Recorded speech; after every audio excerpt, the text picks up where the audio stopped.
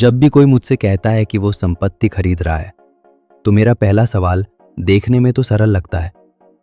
क्या आप उसमें रहने की योजना बना रहे हैं या उससे पैसा कमाने की? इसके बाद जो चुप्पी छा जाती है, वो हमेशा कुछ न कुछ बयां करती है। कुछ लोग तुरंत जवाब दे देते हैं, कुछ लोग हिचकिचाते हैं, तर्क और भावनाओं के बीच उलझे रहते हैं। कुछ लोग दोनों विचारों को एक साथ रखने की कोशिश करते हैं, इस उम्मीद में कि एक ही निर्णय दो बिल्कुल अलग अलग उद्देश्यों को पूरा करेगा।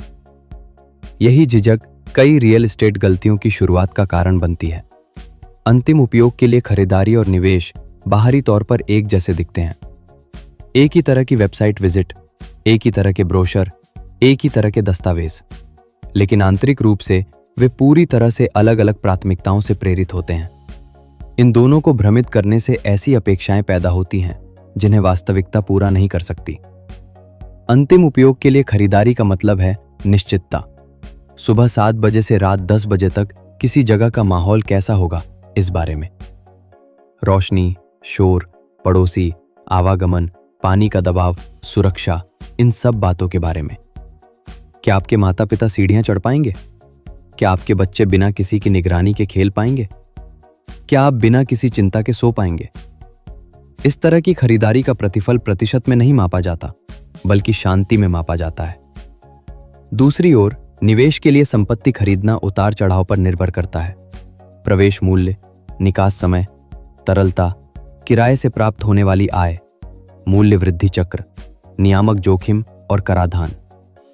निवेशक किसी संपत्ति को गंतव्य के रूप में नहीं, बल्कि एक निवेश के रूप में देखता है, जिसे अपने पास रखा जाए, लाभ उठाया जाए और फिर बेच दिया जाए। यहां भावनात्मक लगाव एक देनदारी है, संपत्ति नहीं। समस्या तब उत्पन्न होती है जब खरीदार इन लेंसों को आपस में मिला लेते हैं। मैंने देखा है कि अंतिम उपयोगकर्ता भविष्य में मूल्य वृद्धि के लालच में अपना बजट बढ़ा देते हैं और आज के आराम को त्याग देते हैं, जबकि लाभ शायद कभी मिले ही ना। मैंने देखा है कि निवेशक लेआउट और सुविधाओं के दीवाने हो जाते हैं और बेचने के चक्कर में बहुत लंबे समय तक संपत्ति को अपने पास रखते हैं, क्योंकि उन्हें लगता है मानो वे अपनी कोई निजी चीज खो रहे हों। दोनों को ही नुकसान उठाना पड़ता है। अंतिम उपयोगकर्ता अक्सर निर्माणाधीन संपत्तियों की खरीद को ये कहकर उचित ठहराते हैं कि वे निवेश भी कर रहे हैं। ये तर्क संगत लगता है, आज कम कीमत, कल अधिक मूल्य। लेकिन वे समय को कम आंकते हैं, प्रतीक्षा में बिताया गया समय, समायोजन में बिताया गया समय, किराया और किश्तें एक साथ चुकाने में बिताया गया समय, अनिश्चितता में जीने की अवसर लागत। एक निवेशक के लिए समय एक परिवर्तनशील वस्तु है, एक अंतिम उपयोगकर्ता के लिए यह जीवन है। वहीं दूसरी ओर, निवेशक अक्सर बाधाओं को कम आंकते हैं। वे मान लेते हैं कि बाहर निकलना आसान होगा, खरीदार प्रचुर मात्रा में होंगे और कीमतें पूर्वानुमानित होंगी। वे भूल जाते हैं कि बाजार ठंडा पड़ जाता है, नियम सख्त हो जाते हैं और बाजार का माहौल बदल जाता है। जो योजना में आसान निकास प्रतीत होता है, वो वास्तविकता में एक जटिल प्रक्रिया बन जाती है।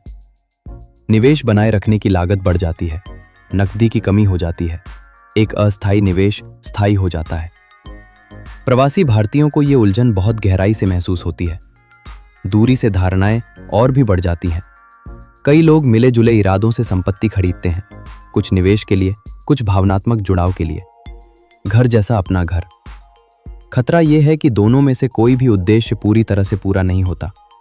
संपत्ति खाली पड़ी रहती है, किराए से होने वाली आय निराशाजनक होती है, रखरखाव सिरदर्द बन जाता है, बेचना जटिल लगता है, निवेश उम्मीद के मुताबिक प्रदर्शन नहीं करता और भावनात्मक संतुष्टि कभी नहीं मिलती। निवेश और अंतिम उपयोग के लिए खरीदारी के बीच अंतर को समझना एक को दूसरे पर प्राथमिकता देने के बारे में नहीं है, ये स्पष्टता के बारे में है। ये तय करने के बारे में है कि ये विशेष खरीदारी आपके लिए क्या करने के लिए है। एक बार ये स्पष्ट हो जाने पर निर्णय लेना आसान हो जाता है। अंतिम उपभोक्ता अनुमोदन संपत्ति पर कब्जा सुनिश्चित होना और आस पड़ोस की स्थिरता को प्राथमिकता देता है। भले ही शुरुआती कीमत अधिक हो, तुरंत रहने योग्य संपत्ति अधिक उपयुक्त विकल्प हो सकती है।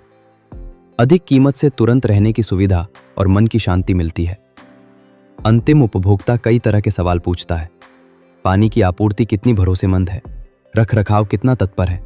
रात में सड़क पर कितना शोर होता है?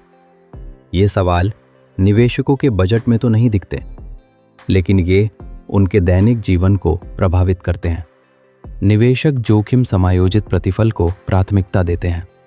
यदि प्रवेश मूल्य पर्याप्त रूप से क्षतिपूर्ति करता है तो वे निर्माणाधीन परियोजनाओं के जोखिम को स्वीकार कर सकते हैं। वे सूक्ष्म बाजारों, अवसंरचना निर्माण की समय सीमाओं और नियामक संकेतों पर नजर रखते हैं। वे संपत्ति पर कब्जा होने से पहले या उसके तुरंत बाद निकलने के बारे में सोचते हैं। उनके लिए देरी न केवल असुविधाजनक है, बल्कि ये पूंजी नियोजन को भी बाधित करती है। ब्याज संबंधी शर्तें, वापसी के अधिकार और प्रवर्तनीयता उनके लिए अत्यंत महत्वपूर्ण है।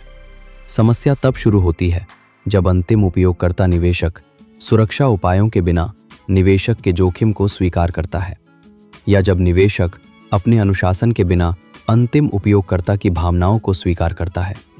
मैंने कई परिवारों को वर्षों तक तनाव झेलते देखा है, क्योंकि वे खुद को ये कहकर बहलाते रहे कि वे निवेश कर रहे हैं, जबकि वास्तव में वे एक घर चाहते थे।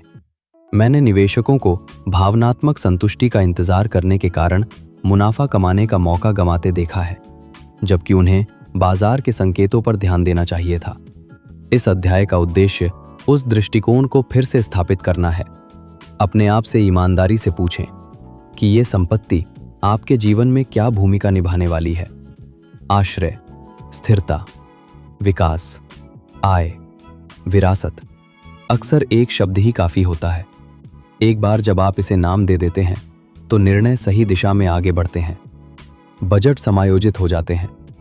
जोखिम उठाने की क्षमता स्पष्ट हो जाती है। रियल एस्टेट में अस्पष्टता को बर्दाश्त नहीं किया जाता। ये स्पष्टता को ही प्राथमिकता देता है। घर खरीदना और उसकी कीमत बढ़ना कोई गलत बात नहीं है। अपनी पसंद की चीज में निवेश करना भी गलत नहीं है, लेकिन उद्देश्य को परिणाम से भ्रमित करने से पछतावा होता है। कीमत बढ़ना एक परिणाम है, कोई रणनीति नहीं। आराम एक जरूरत है, कोई अतिरिक्त लाभ नहीं। मैंने जिन सबसे सफल खरीदारों से मुलाकात की है, चाहे वे निवेशक हों या अंतिम उपयोगकर्ता, वे शुरू से ही स्पष्ट थे। उन्होंने एक ही खरीदारी से सब कुछ हासिल करने की उम्मीद नहीं की। उन्होंने अपने इरादे के अनुसार निर्णय लिया, और इसी वजह से जब बाजार में उतार चढ़ाव आए या समय सीमा में देरी हुई, तब भी उन्हें धोखा महसूस नहीं हुआ। उन्होंने सोच समझकर चुनाव किया था।